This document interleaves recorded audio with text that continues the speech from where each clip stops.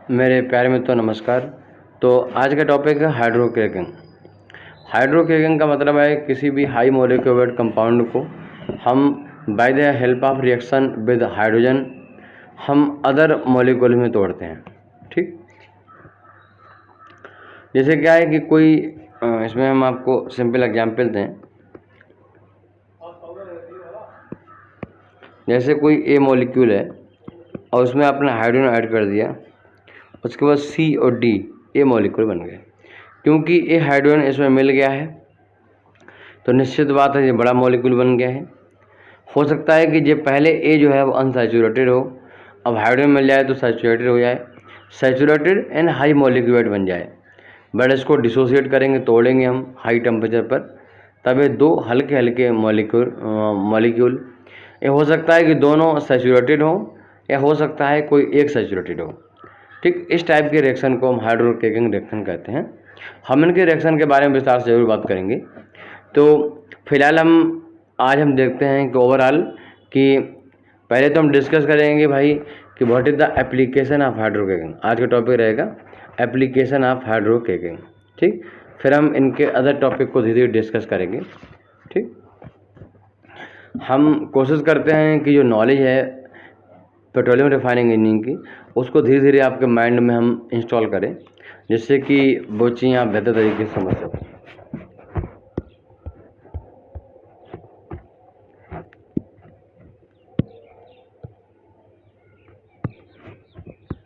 तो हेडिंग डालोगे, पहले हेडिंग डालिए मेन हेडिंग हाइड्रोक्रैकिंग।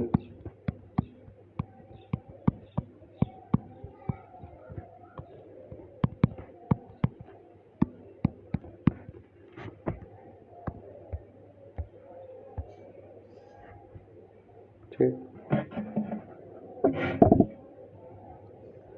अब डालना है आपको सब हेडिंग एप्लीकेशन ऑफ हाइड्रोक्रैकिंग। यानी आज लेक्चर में हम बात करेंगे कि हम हाइड्रोक्रैकिंग करते क्यों हैं।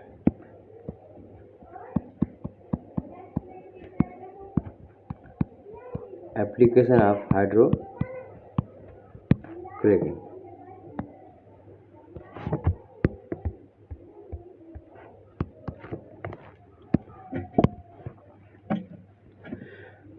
आपने पिछली क्लास में रिएक्शन देखी, जैसे कि एफसीसी में देखा आपने रिफॉर्मिंग में देखा। तो वहाँ पर कोई एक हम कंपोनेंट लिया करते थे और उसको दूसरे कंपोनेंट तोड़ते थे। जैसे आप रिफॉर्मिंग में देखा हम वैक्यूम डिस्टिल्ड लिया करते थे, है ना। तो रिफॉर्मिंग में देखा आपने हम हैवी साइकिल ऑयल लेते थे। तो वो ऐसी कंडीशन में हम कोई एक फीड लेते थे, हमारे पास जो फीड था या फिर फीड स्टॉक था वो कोई एक हुआ करता था, और हम उसको एक या दो प्रोडक्ट में, तीन प्रोडक्ट में तोड़ते थे, कन्वर्ट करते थे bye the help of catalyst या फिर विदाउट कैटलिस्ट हम कन्वर्ट करते थे। बट हाइड्रोक्रैकिंग ऐसी वर्सेटाइल एक मतलब क्रैकिंग प्रोसेस है जिसमें फीड स्टॉक बहुत सारे होते हैं। ठीक है, तो सबसे पहला क्वालिटी इसकी है कि ये बहुत वर्सेटाइल है। Versatile with respect to feed या फीड स्टॉक। ठीक, यानी यहाँ पर बहुत सारे फीड होती हैं, उनको आप डिफरेंट डिफरेंट प्रोडक्ट में कन्वर्ट कर सकते हो। वो प्रोडक्ट आपस में कॉमन भी हो सकते हैं, प्रोडक्ट कॉमन हो सकते हैं, अभी आपको हम बताएंगे। तो सबसे पहली क्वालिटी है कि भाई यहाँ पर बहुत सारे फीड होते हैं और उनको हम बहुत सारे प्रोडक्ट में कन्वर्ट कर सकते हैं। जो इसकी वर्सेटिलिटी है इसकी। ठीक, इसे हम क्या कर सकते हैं, हमारे पास किसी भी फ्रैक्शन वाला नेफ्ता हो सकता है, किसी भी फ्रैक्शन वाला एस्फाल्ट हो सकता है, और इसको हम प्रोसेस कर सकते हैं। क्या कर सकते हैं, हम इसको प्रोसेस कर सकते हैं। ठीक, टेम्परेचर, प्रेशर, कैटलिस्ट का सिलेक्शन के बारे में हम बात करेंगे। तो हम इनको प्रोसेस कर सकते हैं और फिर उसके बाद हम एक डिजायर प्रोडक्ट हम बना सकते हैं।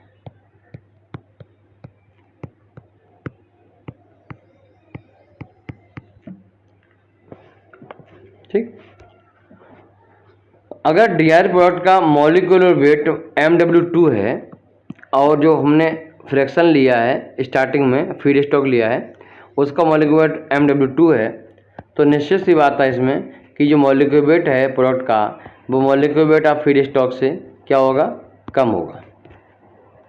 जो समझिए मैंने क्या बोला था कि हम कोई इस तरीके से करेंगे कि भाई वहाँ पर हम C और D में तोड़ लेंगे। मैं बात जो MW2 है वो C या D इनमें से किसी एक के बारे में बात, सीधा प्रोडक्ट अलग अलग प्रोडक्ट है, तो MW2 या तो D का है या फिर C का है। ऐसा नहीं कि दोनों जोड़ दोगे तो फिर वो प्रोडक्ट से ज़्यादा हो जाएगा क्योंकि उसमें हाइड्रोजन आपने ऐड किया है। समझ के बात। तो भाई इस तरीके से ये बात पॉइंट क्लियर हो गया आपको। पहला हमने बताया आपको कि भाई ये बहुत ही ज़्यादा वर्सेटाइल होता है, तो आप समझ गए कि सर इसमें बहुत सारे प्रोडक्ट मतलब फीड स्टॉक होते हैं और उनको हम कवर कर सकते हैं। इसमें हम किसी एक दो नहीं बल्कि 10 से ज़्यादा फीड स्टॉक के बारे में बात करेंगे जो कि डिफरेंट प्रोडक्ट में कन्वर्ट होते हैं, जिसकी मेन बात है। इससे होता क्या कि हमारे पास फ्लेक्सिबिलिटी होती है कि अगर हम हाइड्रोजन यूनिट रन कर रहे हैं तो मुझे मान लो नेफ्ता चाहिए, उसके लिए नहीं मिल पाया, केरोसिन मिला केरोसिन डाल दिया, नहीं मिला एटमॉस्फेरिक गैस डाल दिया, नहीं मिला नेचुरल गैस टाइप का कंटेंट था वो डाल दिया, नहीं मिला वैक्यूम रेजिड डाल दिया, नहीं मिला हैवी साइकिल ऑयल डाल दिया, नहीं मिला लाइट साइकिल डाल दिया। मतलब कोई भी फीड स्टॉक आप यूज़ कर सकते हो। वो अलग बात है कि उससे जो प्रोडक्ट बनेंगे वो थोड़ा सा वेरिएशन होगा बट कुछ ना कुछ तो बनेगा। बात समझे। तो ये पहली क्वालिटी थी। दूसरी क्वालिटी थी भैया इससे मॉलिक्यूलर वेट जो बनेगा प्रोडक्ट का वो रिएक्टेंट यानी फीड स्टॉक के मुकाबले में कम होगा, उसका मॉलिक्यूलर वेट क्या होगा, लो होगा। इसकी एक और खास बात है, इट इज आल्सो रिमूव्ड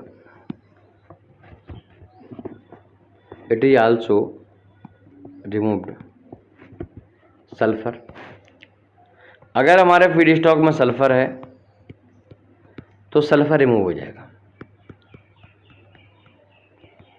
अगर नाइट्रोजन है तो वह रिमूव हो जाएगा। इसके अलावा ऑक्सीजन है तो वह रिमूव हो जाएगा। ठीक। साथ में क्या होता है, जैसे मैंने आपको बताया कि भाई इसमें अगर फीड स्टॉक में अनसैचुरेटेड हाइड्रोकार्बन है जैसे कि ओलेफिन्स है, ओलेफिन मतलब एल्कीन, ओलेफिन्स हैं तो वो रिएक्शन करते हैं हाइड्रोजन से करते हैं, रिएक्शन करते हैं और फिर जो हैं वो सैचुरेटेड हाइड्रोकार्बन में कन्वर्ट हो जाते हैं। कैसे, सैचुरेटेड एंड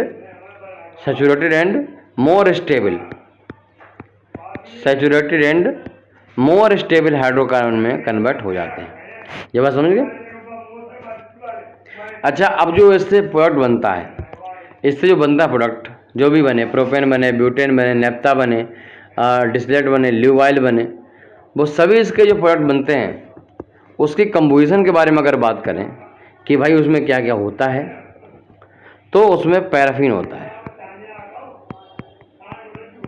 क्या होते हैं, पैराफिन्स होते हैं, नेपथीन्स होते हैं, नेपथीन्स होते हैं एंड एरोमेटिक्स। ठीक, एरोमेटिक्स, ठीक, इसमें एरोमेटिक्स होते हैं। तो ओवरऑल ये सब वो कंपाउंड हैं जिनकी वजह से हमारा जो प्रोडक्ट है उसकी कैलोरीफिक वैल्यू बढ़ती है, इसकी वजह से उसका ऑक्टेन नंबर बढ़ता है, इसकी वजह से उसकी और ज़्यादा जो क्वालिटी है वो एनहेंस होती है। ठीक, तो यही हमारा बेसिक पर्पज है। चलिए एक निगाह हम डालते हैं आज के फीड स्टॉक और प्रोडक्ट पे, किस तरीके से फीड स्टॉक होते हैं।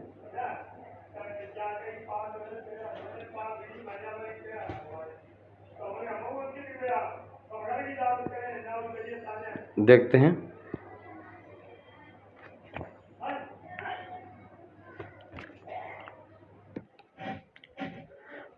कौन कौन से फीड स्टॉक हमारे सामने हैं और फिर उसके हिसाब से क्या क्या प्रोडक्ट हमें मिलते हैं।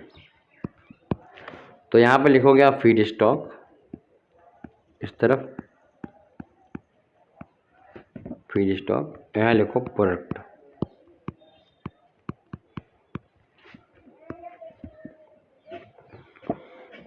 फीड स्टॉक एक होगा, प्रोडक्ट जो है एक से ज़्यादा होंगे। ठीक,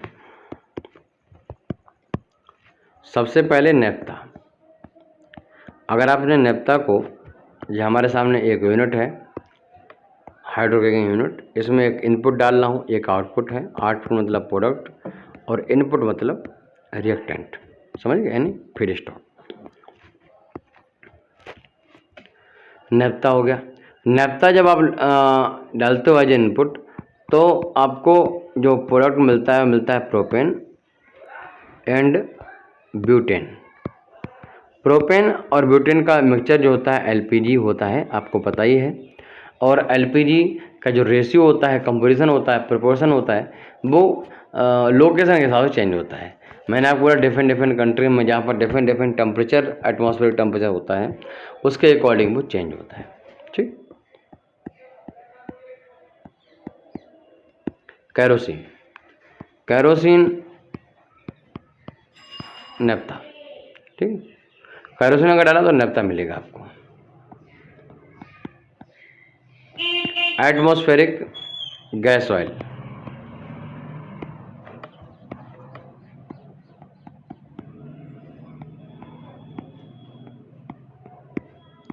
अगर आपने एटमॉस्फेरिक गैस ऑयल लिया है, ठीक, तो आपको नेप्था मिलेगा।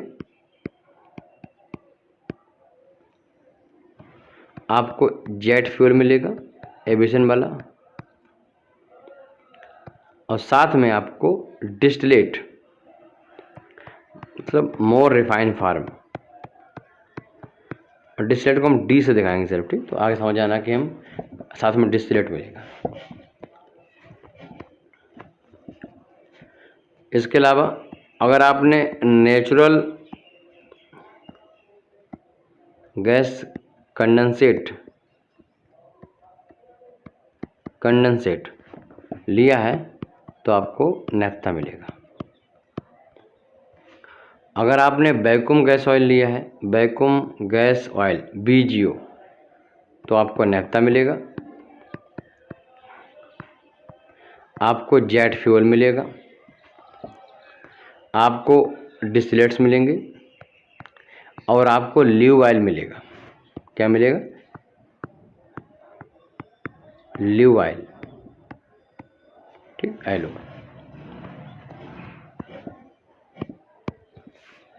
अगर आपने क्या बोलते हैं उसको, डी एस्फाल्टेड ऑयल लिया है, डी एस्फाल्टेड ऑयल अगर आपने लिया है तो आपको नेप्था मिलेगा, जेट फ्यूल मिलेगा, डिस्टिलेट मिलेगा और ल्यूब ऑयल मिलेगा। ठीक, मतलब डी एस्फाल्टेड ऑयल लो या फिर वैक्यूम गैस ऑयल लो, इनसे प्रोडक्ट आपको सेम मिलेंगे।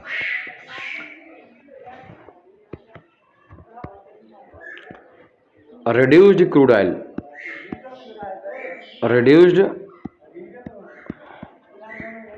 क्रूड ऑयल अगर आपने लिया है तो आपको डिस्टिलेट्स मिलेंगे and low sulphur fuel oil मिलेगा। लो सल्फर, इसमें सल्फर कम होगा।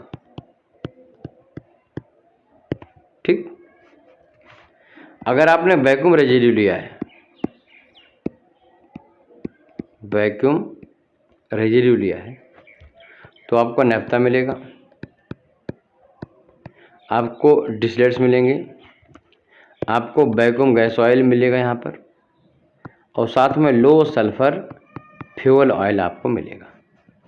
ठीक, अब अगर आपने साइकिल ऑयल लिया है, साइकिल ऑयल में आप लाइट साइकिल ऑयल ले लिए, लाइट साइकिल ऑयल, LCO कहते हैं। ठीक, ये शॉर्ट फॉर्म याद रखिएगा क्योंकि एग्जाम में जो शॉर्ट फॉर्म आती हैं तो आप कंफ्यूज होते हैं। ठीक, अभी जो अपना पेपर हल्दिया गुजरात का आयोजन का हुआ था तो वहाँ पर भाई शॉर्ट फॉर्म यूज की गई, तो आपको पता ही नहीं था कि भाई LCO क्या है, BGO क्या है, LSFO क्या है और JF क्या है। तो वहाँ पर आपको डाउट आता है कि ये क्या नया चीज़ कहाँ से आ गई है ना, वो चीज़ नहीं होनी चाहिए। ऐसे ही हैवी साइकिल ऑयल, ये दोनों चीज़ें हमें FCC से मिलती हैं, fluid catalytic cracking. Fluid catalytic cracking. तो अगर आपने LCO को प्रोसेस किया है तो सिर्फ आपको नेफ्था मिलता है, और अगर आपने हैवी साइक्ल ऑयल को प्रोसेस किया है तो नेफ्था के साथ में डिस्टिलेट भी मिलते हैं, नेफ्था और डिस्टिलेट आपको मिलते हैं। अच्छा, अगर आपने कोकर डिस्टिलेट जो होते हैं, कोकर रेमंड वाले, उनको आपने लिया है तब आपको नेफ्था मिलेगा।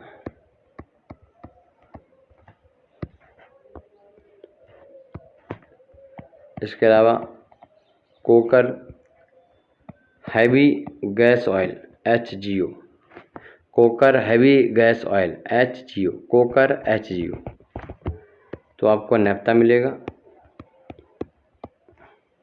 साथ में आपको डिस्टिलेट मिलेंगे। तो आपने देखा कि भाई प्रोसेस कितना ज़्यादा वर्सेटाइल है, कितना ज़्यादा फ्लेक्सिबल है। आप बहुत सारे इसमें फीड ले सकते हो और उससे आपको बहुत सारे प्रोडक्ट मिल सकते हैं। चलिए, अगर इनमें से हम कोई एक और दो उठा लें फीड स्टॉक, जैसे कि हम वैक्यूम गैस ऑयल ले लें, if be taken as a feed stock,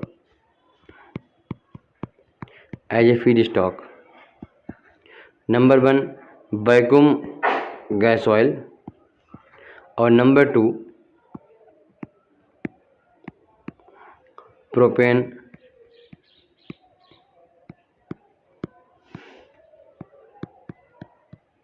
डीएस्फाल्टेड oil.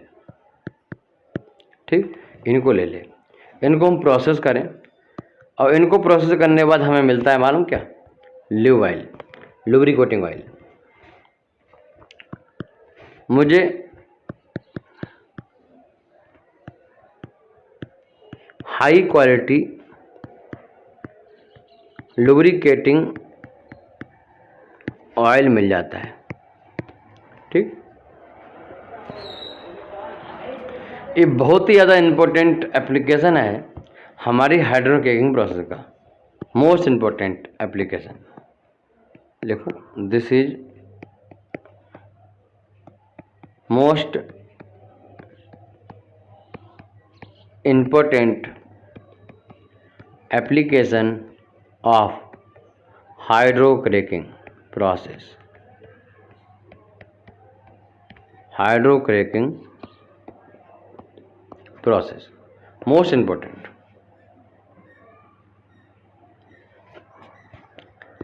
अब जो इस प्रोसेस से हमें लुब्रिकेटिंग ऑयल मिलता है उसका कंपोजिशन क्या होता है,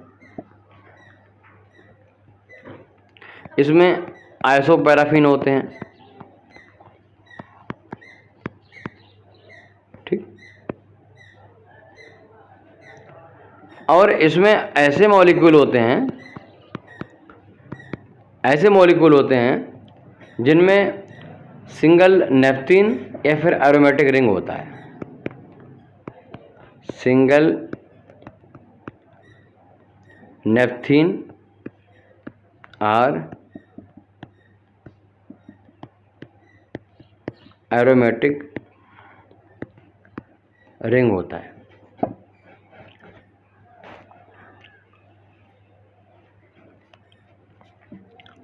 अब रिंग की कहानी क्या है, अब जो रिंग है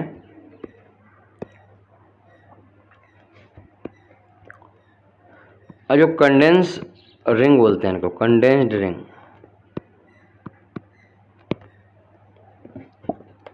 कंडेंस रिंग जो होती हैं उनकी कैरेक्टरिस्टिक क्या है, इनका जो विस्कोसिटी इंडेक्स होता है वो लो होता है। क्या होता है, लो होता है। और दूसरी क्वालिटी इनकी क्या है कि a poor resistance to oxidation,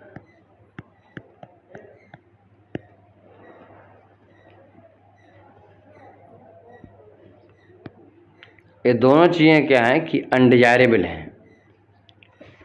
दोनों चीज़ें क्या हैं? अनडिजायरेबल हैं। This is undesirable. Sir viscosity index लो का क्या मतलब है? अगर विस्कोसिटी इंडेक्स लो है इसका मतलब है कि यह टेम्परेचर के प्रति बहुत ही सेंसिटिव है। टेम्परेचर बढ़ने पर घटने पर इनकी विस्कोसिटी बहुत तेज़ी से चेंज होती है। अगर आप टेम्परेचर बढ़ाओगे किसी भी लिक्विड का तो विस्कोसिटी कम होगी, तो यहाँ पर थोड़ा सा टेम्परेचर बढ़ाओगे विस्कोसिटी बहुत ज़्यादा कम हो जाएगी, थोड़ा टेम्परेचर डाउन होगा विस्कोसिटी बहुत बढ़ जाएगी। तो इस टाइप की क्वालिटी नहीं होनी चाहिए लुब्रिकेटिंग ऑयल में। और लुब्रिकेटिंग ऑयल जैसा डाला हमने वैसा रहना चाहिए कि उसका काम है लुब्रिकेशन होना। लुब्रिकेशन तभी होगा जब उसकी फेज मेंटेन होगी। अगर वो जिस कंडीशन में लिक्विड है वो लिक्विड ही बना रहे, अगर वो लिक्विड से सॉलिडिफाई होने लगता है तो वो प्रॉपर लुब्रिकेशन नहीं कर पाएगा, प्रॉपर कूलिंग मेंटेन नहीं कर पाएगा, प्रॉपर फ्लोबिलिटी उसकी मेंटेन नहीं होगी। तो इन सब वजहों से ये अनडिजायरेबल प्रॉपर्टी है। ऐसे poor resistance to oxidation, oxidation के प्रति अगर पुअर रेजिस्टेंस है तो फिर उसमें कोरोजन के चांसेस बढ़ सकते हैं। तो अच्छी क्वालिटी होनी चाहिए। अब अगर ये नहीं है, अगर अभी नहीं है तो हमें क्या करना पड़ेगा? तो इन सब क्वालिटी को रिमूव करना पड़ेगा by the help of editing add different additives. बहुत सारे एक्सटर्नल एडिटिव हम ऐड करेंगे जिससे इसके विस्कोसिटी इंडेक्स जो कम थी वो बढ़ जाएगी और विस्कोसिटी इंडेक्स साथ में जो रेजिस्टेंस टू ऑक्सीडेशन क्वालिटी है वो इम्प्रूव हो जाएगी। ठीक। अब यहाँ पर एक और क्वालिटी होती है कि भैया इसमें कुछ वैक्स होता है, मोम होता है, तो हमें उसको रिमूव करना है। Need to remove wax. Wax जब किसी लुब्रिकेटिंग ऑयल में आ जाता है तो उसका पोर पॉइंट जो होता है वो बढ़ जाता है। पोर पॉइंट क्या होता है? बढ़ जाता है। पोर पॉइंट बढ़ जाने का मतलब है कि नॉर्मल टेम्परेचर पे ही क्या होता है, जमने लगता है, सीज होने लगता है। तो थोड़ा सा डाउन करना पड़ता है कि भाई ठीक है, अगर बहुत ठंडी पड़ती है, टेम्परेचर 5 है, 6 है, 4 है तो जम जाओगे तो अच्छा लगता है, बट टेम्परेचर 25 है तुम जम गए भाई, तो फिर कैसे काम चलेगा? तो need to remove wax for lowering pour point, for lowering pour point, ये भी क्वालिटी मेंटेन कर दें। अच्छा, अब मैंने आपको बोला कि इसमें कुछ क्या होती हैं कि एरोमेटिक्स रिंग होती हैं और नेपथीन्स रिंग होती हैं जिन्हें ओवरऑल कंडेंस रिंग कहते हैं। तो कंडेंस रिंग को रिमूव करने के लिए हम एक्सट्रैक्शन करते हैं by the help of furfural या फिर phenol as a solvent extraction करते हैं।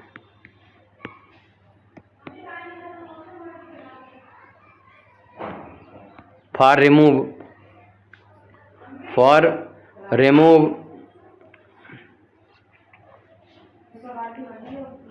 रिमूव कंडेंस्ड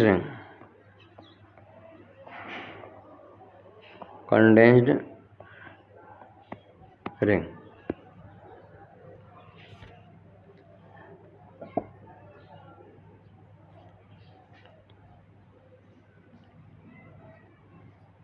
ठीक।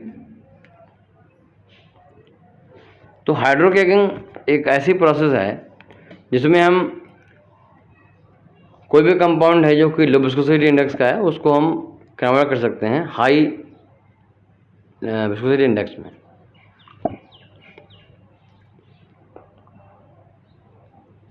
कोई भी कंपाउंड है इसको मुझे हाइड्रोक्रेक करना है, मतलब ऑक्सीजन वो हाइड्रोजन से रिएक्शन करवानी है, हाइड्रोक्रेक करना है। तो इसके मैंने हाइड्रोक्रेकिंग किया। ठीक। जो लो विस्कोसिटी इंडेक्स का कंपाउंड था वो कन्वर्ट हो गया प्रोडक्ट में, विस्कोसिटी इंडेक्स इसका क्या हो गया, बढ़ गया। ठीक, पहली बात। और ये जो होता है प्रोडक्ट जो होता है हाई क्वालिटी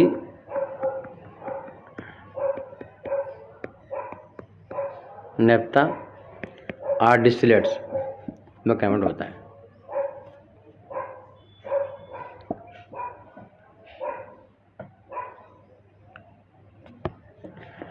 अब लुब्रिकेटिंग ऑयल बनाने की दो मेथड हैं। एक तो पुराना मेथड है एक्सट्रैक्शन वाला मेथड, और दूसरा है मॉडर्न, जिसे हाइड्रोक्रैकिंग बोलते हैं। तो अगर हम वैक्यूम गैस ऑयल ले लें और दो टेक्निक फॉलो करें। पहला टेक्निक फॉलो करें कन्वेंशनल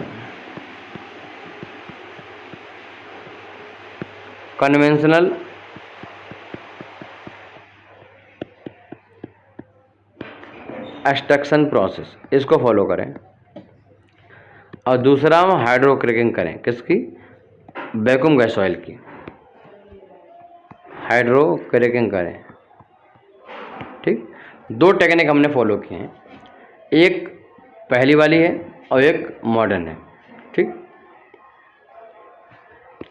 तो देखा जाता है कि अगर हाइड्रोक्रैकिंग से जो यील्ड है वो Y2 मिलती है और पहले से यील्ड Y1 मिलती है, तो Y2 ज़्यादा होता है Y1 से। कहने का सीधा मतलब है कि हाइड्रोक्रैकिंग से हम ज़्यादा क्वांटिटी में लुब्रिकेटिंग ऑयल बना सकते हैं। अगर हम FCC की तुलना करें, यहाँ पर लिख लें FCC, यहाँ पर लिख लें हम मान लो FCC, फिर कर लें क्रैकिंग, और यहाँ पर लिख लें हाइड्रोक्रैकिंग।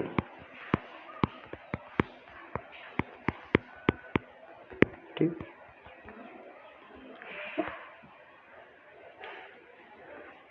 तो अगर हम सबसे पहले कॉस्ट के बारे में बात करें, कितनी कॉस्ट आती है।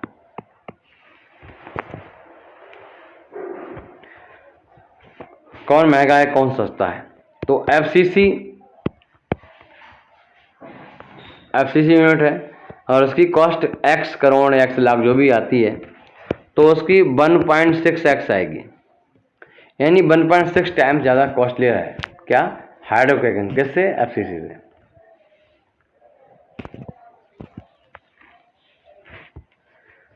अगर हम स्टेबिलिटी के बारे में बात करें कि भाई प्रोडक्ट तो बना लिया हमने किसी भी कैटलिटिक क्रैकिंग प्रोसेस से, तो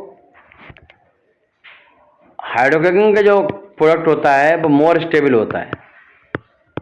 कैसा होता है? More stable. हाइड्रोक्रैकिंग से मिलता है जो प्रोडक्ट वो मेरा मोर स्टेबल होता है, जबकि FCC या फिर किसी कैटलिटिक क्रैकिंग में मिलती है वो लेस स्टेबल होता है, उतना स्टेबल प्रोडक्ट नहीं बनता है। लेस स्टेबल क्या प्रोडक्ट।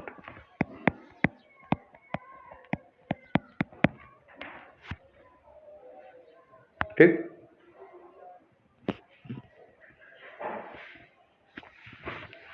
नंबर ऑफ प्रोडक्ट हमें ज़्यादा मिलेंगे हाइड्रोक्रैकिंग से, मोर नंबर ऑफ प्रोडक्ट। ठीक, और इतने प्रोडक्ट यहाँ नहीं मिलेंगे FCC में या फिर किसी कैटलिटिक प्रोसेस में। Less product, less number of product.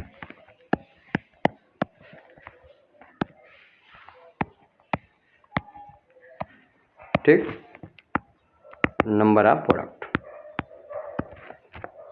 ये भी याद रखो।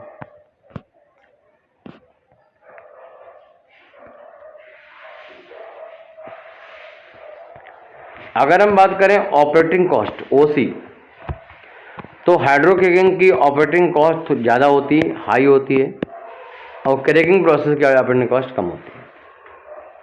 चाहे तो वो डिफरेंट इक्विपमेंट हैं, उनको रन करने की बात करें, power consumption, steam, hydrogen etcetera, और उतनी कि जो ऑपरेटिंग कॉस्ट है वो अदर कैटलिटिक प्रोसेस में नहीं आती है।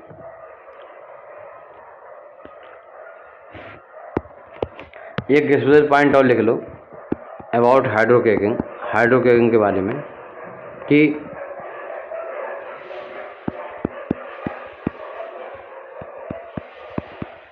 Specially hydrocracking units need to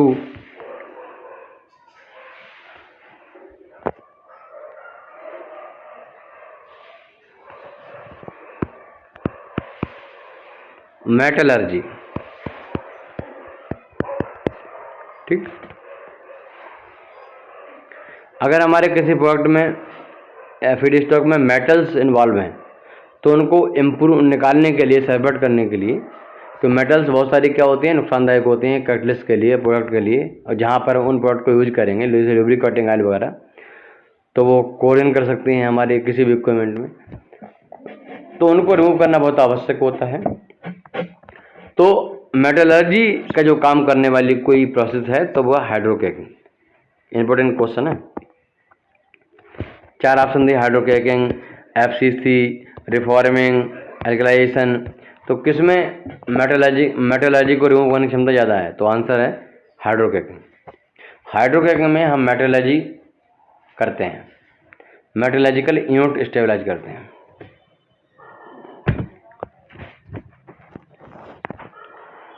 अब मेटलर्जी इस वजह से क्या है, कॉस्टली पड़ता है। नंबर 2, इसका मेंटेनेंस चार्ज भी ज़्यादा आता है। आपको याद होगा जब मैंने आपको पढ़ाया था क्या, कैपिटलाइज कॉस्ट, तो बताया था CB plus CR 1 plus I की पावर n-1। और अगर मेंटेनेंस चार्ज है तो यहाँ पर वो ऐसे ऐड हो जाता, this is the maintenance charge CM। तो इस तरीके से कैपिटलाइज कॉस्ट यहाँ से बढ़ जाती है। बात समझ मेरी? तो ये इंपॉर्टेंट एप्लीकेशन है, इसको याद रखना है।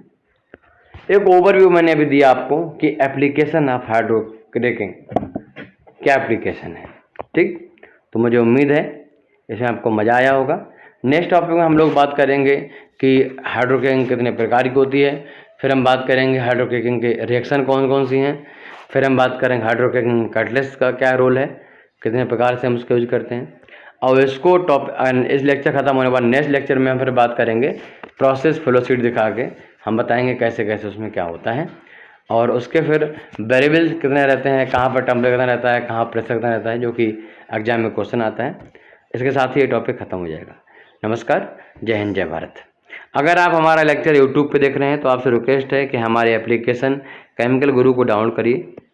केमिकल गुरु एप्लीकेशन डिप्लोमा और BSc इन लोगों के लिए रामबाण है। अगर हम ईमानदारी से आप पढ़ते हो तो 3 महीने में हम पूरी तैयारी करवा देते हैं, और हमारी 10 सब्जेक्ट तैयार करने के बाद OP गुप्ता ऐसी 10 किताबें भी हों, आप उनको सॉल्व कर सकते हो पूरा, चाहे वो गेट की क्वेश्चन हो, चाहे वो और भी क्वेश्चन हो। तो आप ज़रूर इसको डाउनलोड करिए और हमारी क्लासेस को परचेज़ करके आप पढ़ना शुरू करिए।